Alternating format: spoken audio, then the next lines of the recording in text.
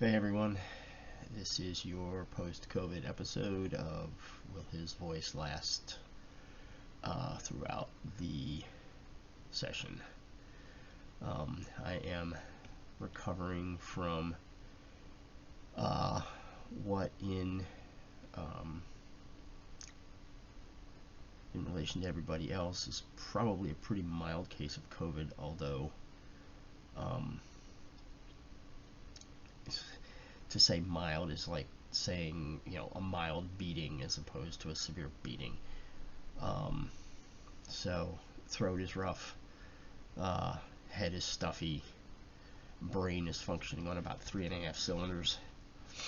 But I wanted to get some content out since I've been a little scarce for the last week and a half.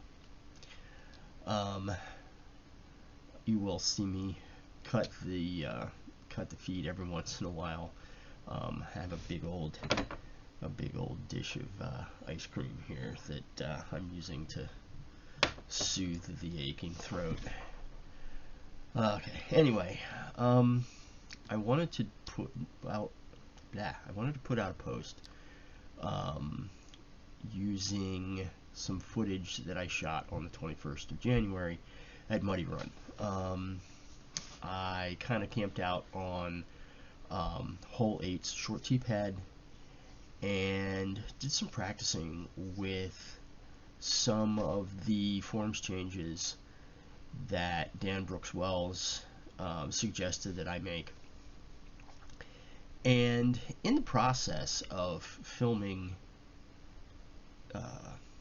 my practice throws in my practice bag, I noticed a couple things that I think I'm going to incorporate into my next couple practice sessions. Some things that I don't think are particularly good form.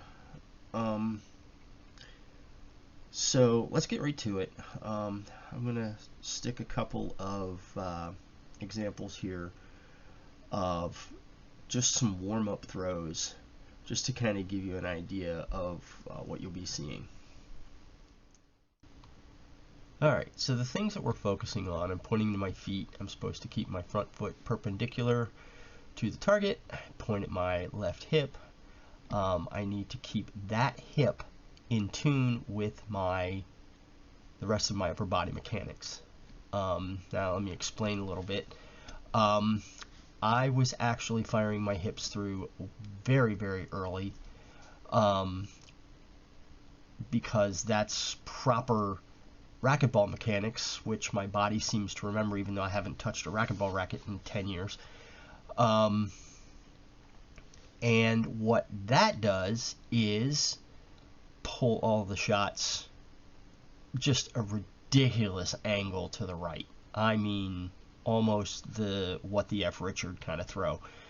And to compensate for that, what I was doing was I was literally coming across the tee pad with my walk up at like a 45-degree angle from the right and aiming a good probably 15 or 20 degrees left of my target line. And then there's all kinds of mental shenanigans that have to go on with that in order to do it. If I'm looking at my target, but I'm thinking about throwing it straight down the fairway, then my body says, "Oh, you want to go straight down the fairway," and then I throw it hard right anyway.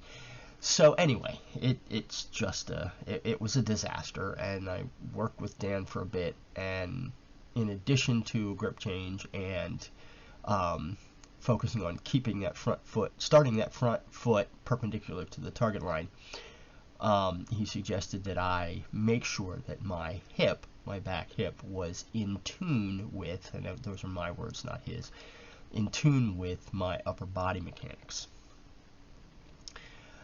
Now, those are the things that I'm focused on. You can see I'm not terribly right. I also share the course with a bunch of other people, so alright. I'm new to this video editor, so this might be a little choppy, but I'm going to try to point out the things that I see. First of all, man, am I back over my back foot. Like, my entire body almost crosses. Well, it's definitely, all my weight is on my back leg.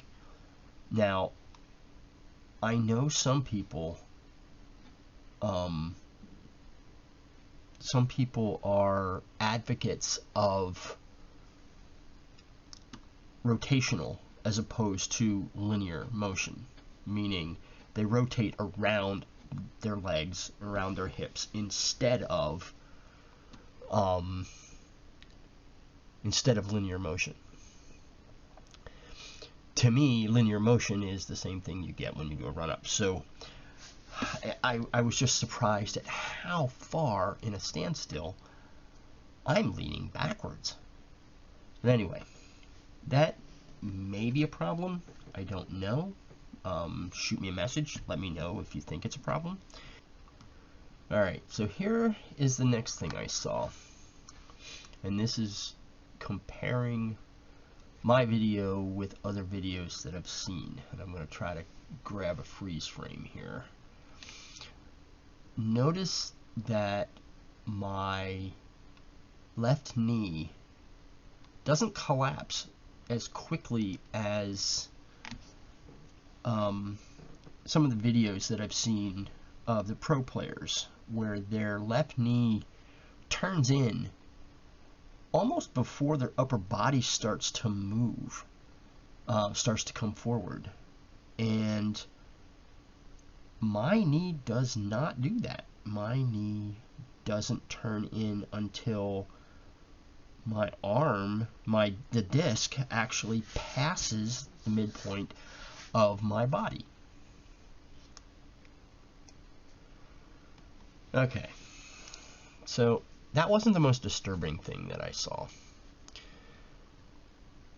I noticed that at the end of my throw mechanics, just as I'm about to release the disc, I pop up.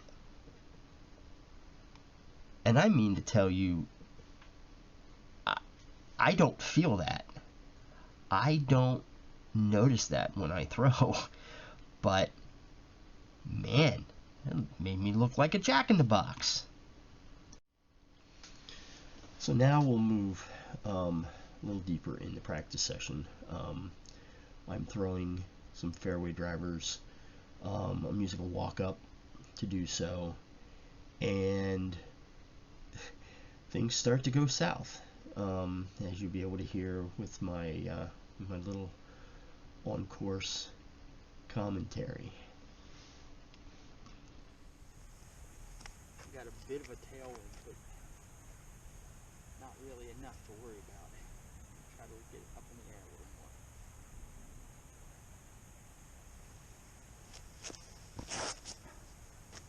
There's something not right. There's a timing something not right. It was better when I was throwing standstills.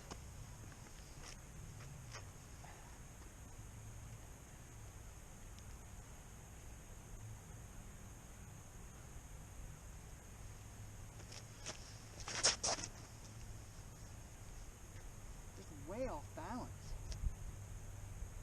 Way off balance.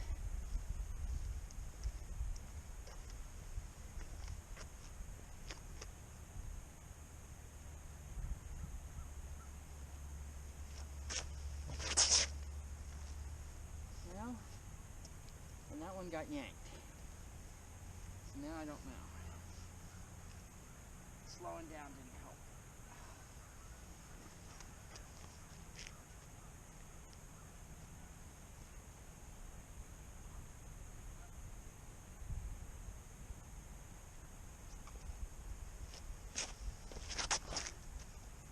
Well, about 3, 4, 5, 6 in there, I was getting great distance, and then something fell apart, so I don't know what it is. Have to check. All right, so let's check. Let's see what we see here. the first thing that I noticed, and I will I'll stop the video and do a slow motion. I noticed that at the height of my reach back, my front foot isn't even touching the ground. So to me, that's telling me that my reach back and my upper body timing is ahead of my lower body, and that's been a problem of mine from the beginning because of the racquetball mechanics and all that stuff. So the next thing that I noticed may well be the biggest problem that I'm having with my mechanics consistency. And I didn't realize, again, so one more thing I didn't realize I was doing until I sat down and started pulling these videos apart. I have a follow-through with my upper body, but I stop my lower body from finishing its rotation. My left leg actually drags on the T-pad and stops my lower body momentum. Now, if I'm, on top of my game, I guess that's not a problem because it hasn't been a problem in the past. But every once in a while, like this particular throw, I'm not quite centered and stopping my lower body rotation while I still have momentum moving forward throws me off the front of the T-pad, and not in a graceful way. Now in this clip, this was something that actually is a good thing that comes from racquetball. I want you to watch my head. I'll do it full speed right here, and then I'll back up and do it at half speed so you can see how early my head comes around and looks for the disc. Now in racquetball, you're told never to do that. You keep your head focused on your contact point all the way through your shot, because if you pull your head up, you pull your mechanics right, and you A, lift the ball, and B, pull it to the right. So apparently it is exactly the same for disc golf. If you pull your head to the right too early, if you're looking for your disc too quickly, you're going to pull your upper body, your shoulders around too soon, and guess where the disc is going to go. So that was the one where I said, yep, and that one I yanked. And sure enough, I now can see why I yanked it. I had to see where it was going, even though I had an aim point and I knew the course and it's wide open and I don't have to worry about losing it in the rough or in the trees. Excuse me. COVID beast. But, old habits die hard, even ones that are 20 years old. So, I'm going to have to focus very, very hard on keeping my focus forward, in my mechanics. Don't look for the disc. Don't look to see where it's going. Keep your head down and in and focused on basically the same way you think of it in racquetball, focused on your hit point. That's where you want your head to be, not on where the disc is going to go. So now on to the last. We'll take a look at this in full speed, and what I'm seeing is all of the above, everything that I've talked about.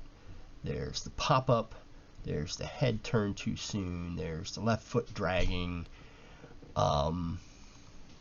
It's just a whole pile of bad habits that really need to be addressed. And in as much as I thank Dan Brooks Wells for getting me started, and giving me something to start working on. And you know, what he has done has given me some added confidence. He's shown me how to keep the nose down, which has given me extra distance. He corrected a stance issue with my front foot. Looking at these videos is showing me a ton of things that need to be dealt with, addressed. I think if I can get rid of the pop-up, you know, which, you know, the pop-up is going to add to the problems I have throwing too high, and it's also going to, you know, add to the possibility of having the disc be nose up. Dragging the left foot, and I can't tell you how many pairs of sneakers I have gone through in the short 7-8 years that I've been playing disc golf, and I blow right through the toes because I drag my left foot on the tee pad for backhands. I've got to get rid of that because that's going to help my balance. It's going to make me feel like, you know, I'm a little bit more consistent. You know, instead of having my left foot slide freely one time and catch and throw me off balance the next time. You know, the biggest one, and I think I'm going to cough again, excuse me, the biggest one is that head turn, which I have been wrestling for a couple of years with, you know, pulling everything to the right, and it never occurred to me that I was having the same issue that I had when I started playing racquetball, which was, you know, I'm about to hit the ball, I want to see where it's going to go. Well, no. You're about to hit the ball, you should already know where it's going to go. That's the whole point of, you know, practicing in mechanics and being able to recreate a consistent form. So stop worrying about where it's going to go and worry about keeping your form together and, you know, keeping your head down. I think if I correct those things, you know, who knows? I'm hoping that my form will start coming together and I'll start throwing better, more consistently, getting more distance, being more accurate. All of those things would be nice. Now, I had a ton of other video in that session, and I'm not sure I'm going to include any more. I'm going to sit and analyze some of it, but I think what I've seen so far has given me plenty to address. So for now, let's just say as soon as I'm, you know, out of quarantine and free to move about the country, I'll get to practicing those couple of things and see what improvements that it actually does make. When I get a chance, I will be videoing those practice sessions as well, and, you know, we can see if there's a difference. Anyway, until all that happens, until I see you again, no, let's try that again. Until then, I'll see you on the course.